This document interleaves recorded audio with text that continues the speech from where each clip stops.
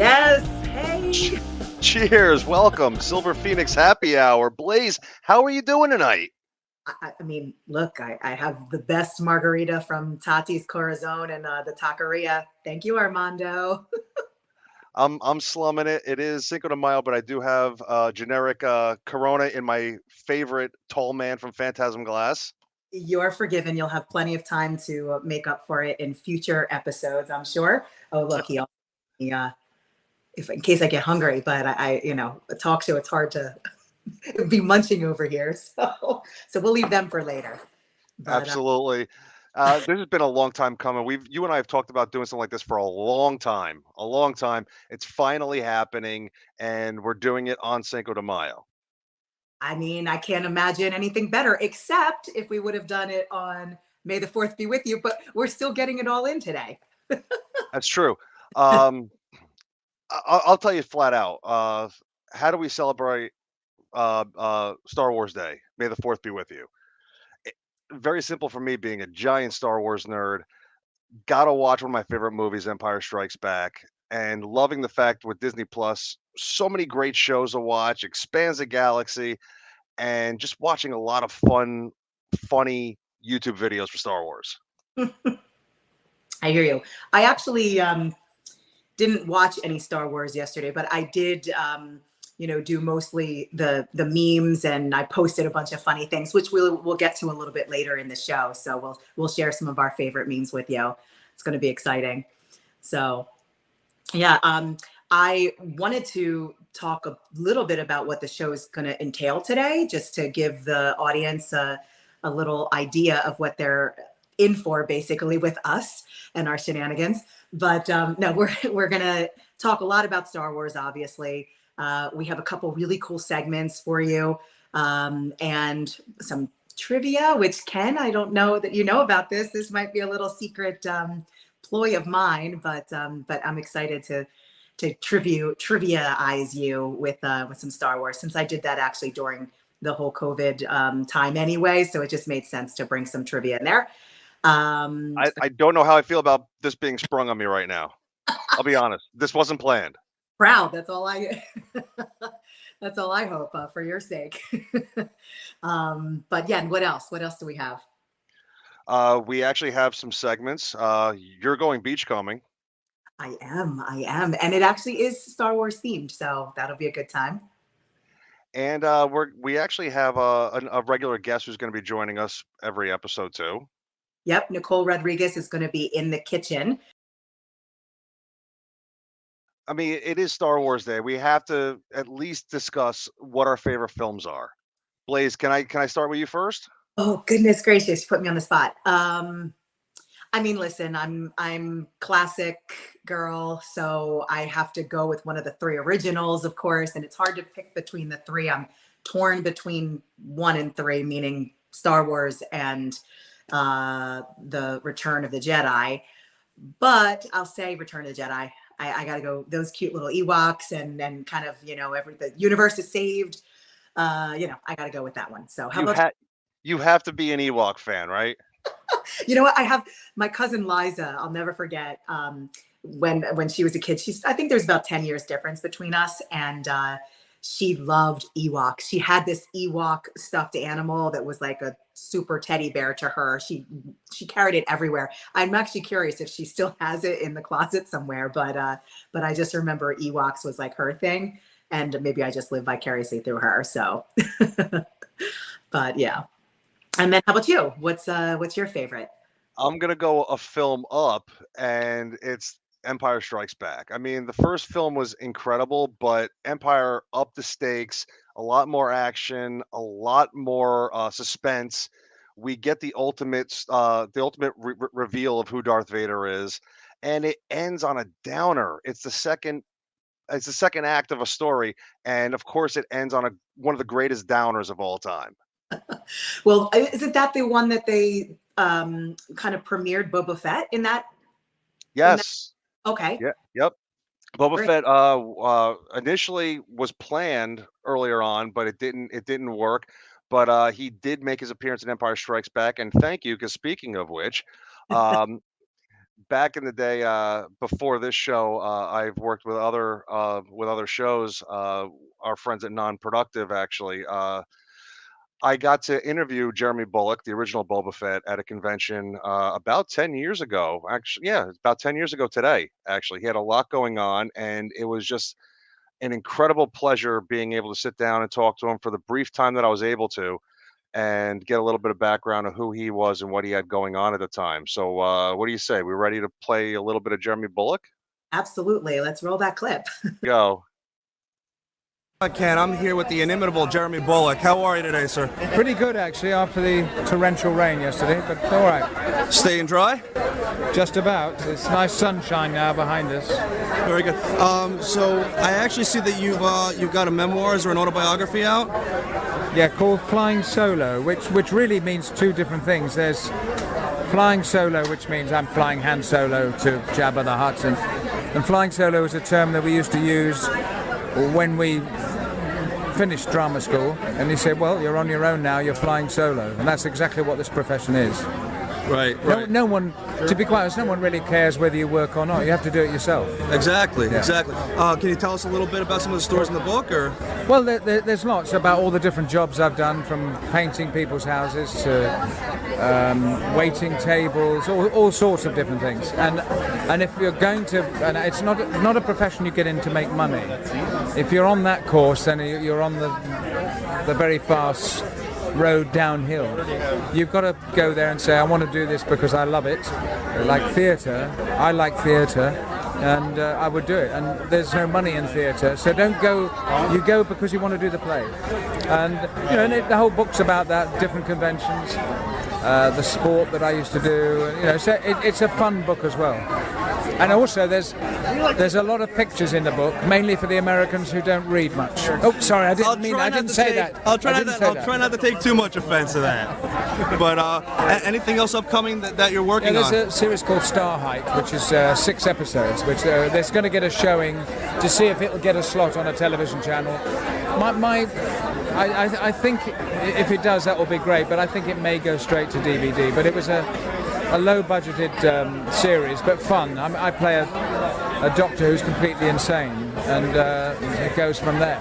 Very, very cool. Actually, and I have to admit, you're still the best Boba Fett ever. Well, it's very kind. But any way that we can contact, that our fans could actually log on to find you, or? Well, JeremyBullock.com is the simplest way, and that I do a story that keeps revolving. So when I'm away for a few weeks, I make up the story. I do this. People, if they want to get on the book, they can go on JeremyBullock.com and order the book there if they're not already at a convention. So there's a story that runs on all the time. Very, very good. I'm going to let you go because you are very busy over here, and I'm going to allow you to go back to that. But thank you very much for your time. Thanks, pleasure. And it was nice meeting you. Thank you. Take care. Wow, what a cool experience, Ken. Where was that? That was at the Chiller Horror Expo in Parsippany years ago. You know what? It's actually, even though he did bring up the website is still active up until a few years before he passed. And essentially, it's a diary. It's journal entries of everything that he's been doing, and it's really cool to go back and actually see like what he had been doing for like the previous 10 years, leading up to his passing, and just all the fun people he got to see and all the conventions he went to, and I mean, you saw some of the pictures, like the little kid in the little Boba Fett suit, and the lightsaber fighting with fans. It's just so super cool. He was such a great guy. I think it's really neat how Disney then took the Mandalorian and expanded upon that character. Like, I'm not familiar with the comics like you would be, but and maybe even in depth all the movies and the spin-offs and the animated series and everything else. You've probably seen them all. But for me, I just thought that was so cool for a character that you don't see or think of as the top 5, let's just say, or 10 even, maybe necessarily, but I just loved his stories. I liked his wit. I just think, that British wit and, his humor, I just really got that. So it was really cool watching that. Speaking of wit, I mentioned earlier that I may have some trivia for you. So let me get it queued up for you. It's trivia time, Silver Phoenix Happy Hour. You might need a sip of your drink now, so maybe we do a little sip first before. I am totally thinking so. Okay. I'm concerned. I'm worried. I'm nervous. I've known you for a long time, and have no idea what kind of curveball you're actually going to throw me. Well, we shall see. So let's get started. Question one. All right, I'm going easy on you. In Star Wars, what do they call the invisible power that binds the galaxy together? That would be the Force. I will take history for 800, Alex. It is the Force, Ken. It is the Force. You are correct. Now they are going to get slightly harder each question, so I'm forewarning you. Put your phones away, everybody. No cheating. All right, number two. What's the name of Boba Fett's ship? Slave One. Is it Slave One? It is. Really good, Ken. I need the da-na-na-na. All right, question number three. His deeds will not be forgiven until he merits is written on whose chess piece? That's an interesting one. His deeds will not be forgiven until he marries. Merit. I'm gonna take a guess and say Boba Fett. Darth Vader. Vader? Where? It's all blinking lights. I mean, that was the trivia. That was it. Thank you, Armando. So, George Lucas is going to be a stormtrooper. In the original prequels, the stormtroopers actually were from the whole clone trooper thing. The armor changed, the basis was the same. They were the bad. They essentially wound up working for the bad guys. They were the big army. Let's talk a little bit about clone troopers, actually clones, because we're coming up with Beachcombing with Blaze, and I think you've got a little something to do, a little similar in the vein of Star Wars in regards to clones. Can you give us a little bit of insight on that? Yeah, before we roll the video, I think when we decided to do this show and I was already kind of doing Beachcombing with Blaze on my own separately, I decided it might be a good idea to just take whatever theme we're doing for that week and then kind of make Beachcombing with Blaze around that theme. So this week, let's roll the video and see what we ended up with. Dun, dun, dun, dun, dun, dun, dun. If you said sea star, you are 100% correct. This is what we used to call a starfish, but now scientists kind of said, nope, these are not in the fish family. These are in the echinoderm family. Echino meaning spiny, derm meaning skin. So more closely related to the sea cucumber, the sand dollar, or the sea urchin. You can find these guys all over the world in all temperatures of water, even the freezing, frigid Arctic Ocean. They come in a wide variety of colors and sizes. This particular one is dead. I wouldn't be holding him if he was alive. Just so you know, he would have to remain in the water. But this one's going to be used in a dissection later on. So I'm showing you right now where all the eyes are located on each of the arms. This one has 5 arms, so that means 5 eyes. Some of them even have 40 arms. So that would be 40 eyes on them. They have a central disc that's right in the middle, and I'm showing you right now the madreporite. This is a little button area that is not an eye, but it's where the water comes in, and they have a beautiful, beautiful water filtration system, super hydraulic. Even though they have no brain, no heart, no blood, such a cool feature of them. And let's turn them over, and I'll take a look at their stomach. So right now, that's the mouth area, and the stomach is coming out of there right now. And that's how they would feed, actually. They eat from the inside out, which is super, super cool. But they eat shellfish, they eat algae, sometimes even other dead fish. And yes, they are carnivores. And lastly, what I want to talk about is the fact that they can clone themselves. If they lose a body part, they can regenerate that body part. And if part of that central disc is still there, they can totally grow another one of themselves.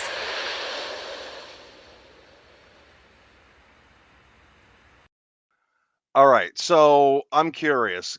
This is going to be a regular segment. You're going to try to plan it around the episodes. it might have been a stretch initially trying to do clones and fixing the beach of this. How is this going to work moving forward with each episode weekly? Things just come like that. So it'll be. I actually challenge you to find a topic that I can't make work. How's that? Fair enough. I will. I accept that challenge. But going back to the Star Wars talk, we do Yeah. actually have a fun little thing that we can do. You actually have compiled some memes for us, right? I have.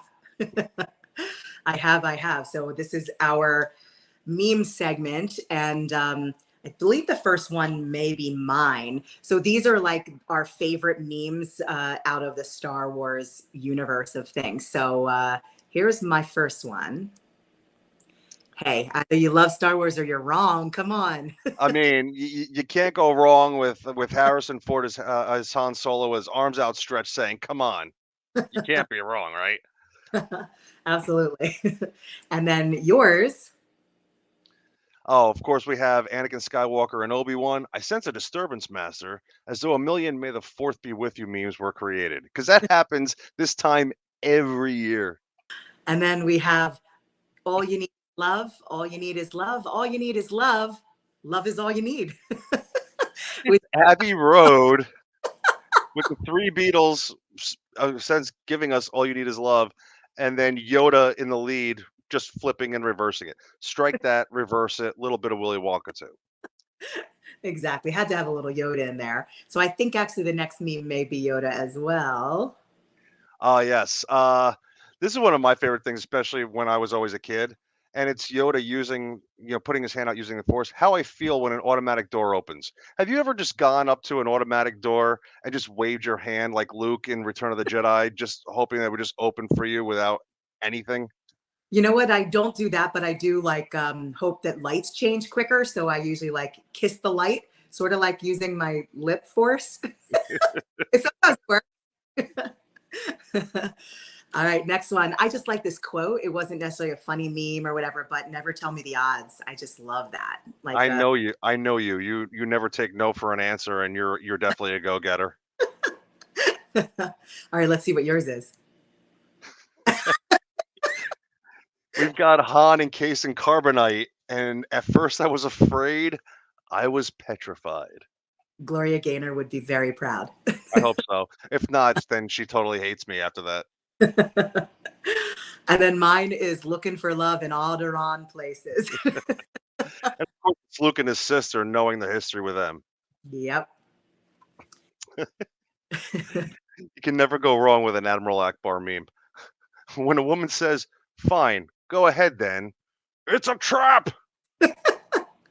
I mean, I had to give you two with the Admiral just because he's hilarious, and I love that you're doing the voice too.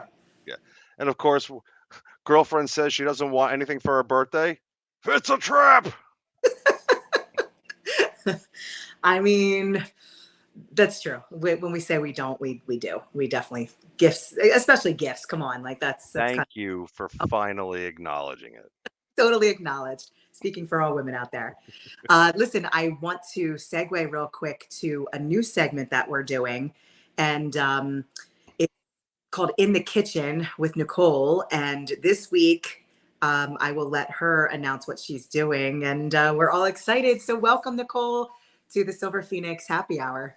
What's up, Blaze and Ken? Happy Cinco de Mayo, and may the 4th be with you as well. Wherever you're at today, I think this holiday calls for a margarita. Now listen, I love to go get a big frozen margarita once in a while, like with the mini bottle stuck in there, maybe an extra one, maybe some kind of tamarind spicy stick coming out of it. Whoa, but when I'm at home, listen, there ain't no shame in this onesie game. So that's how I'm starting out.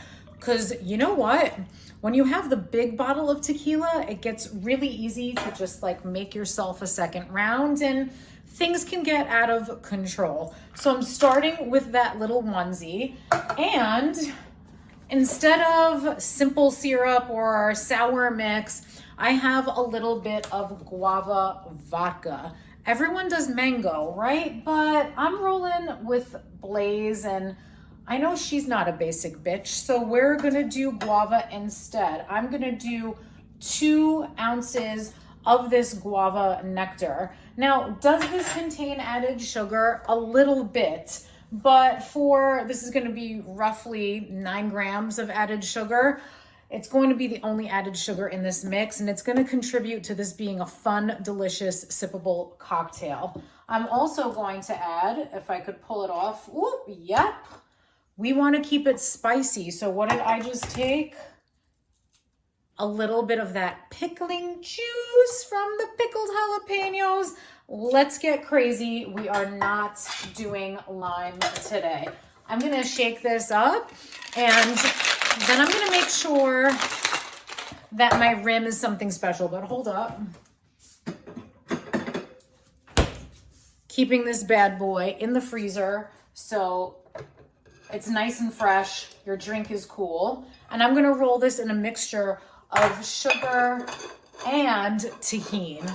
If you're not already using tahini, it's an amazing way to spice up your fruits, your vegetables, and also probably if you have kids, increase their likelihood to actually eat fruits and vegetables.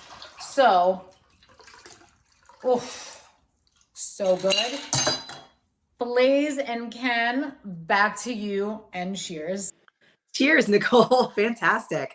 Thank you so much. I listen, you know what? Any chance I get to talk Star Wars and actually have someone make a drink for me at the same time, I'm loving life. I love the fact that she used, fresh ingredients, new ingredients I wouldn't have even thought about using. So the guava, what a nice touch. Matter of fact, we will have the recipes for all of her things that she makes in the kitchen on our website and other social media sites. So just keep that in mind. Thank you for telling me, because if you didn't, I was going to hunt you down saying I want those recipes. Hunt me down, Nicole down. Well, that too. But speaking of multiple platforms, how else can we actually listen to and watch this show? Yes, so we're going to be on YouTube. We're going to be on Twitch, Instagram, Facebook. We might do a little Twitter action, and then there'll be some audio places too that you can just listen if you are on the go and can't actually watch us. So I'm withholding a joke about Twitter action right now. Oh, all right. Well, that means you're cut off. No more Coronas for you. Listen, it was an amazing night tonight, and I'm so glad we got to do this on Cinco de Mayo, and may the 4th be with you as well for the rest of the week. I guess it's kind of a week thing, right? Yeah. And again, thank you for watching the Silver Phoenix Happy Hour. Check us out live every Thursday, starting at 7 p.m. on the East Coast, 4 p.m. on the West Coast. This has been fantastic. Thank you so much for finally allowing us to get together and do this, Blaze. It's been way too long. Thanks so much, everybody, for watching the Silver Phoenix Happy Hour. Because it's always 5 o'clock somewhere. Cheers.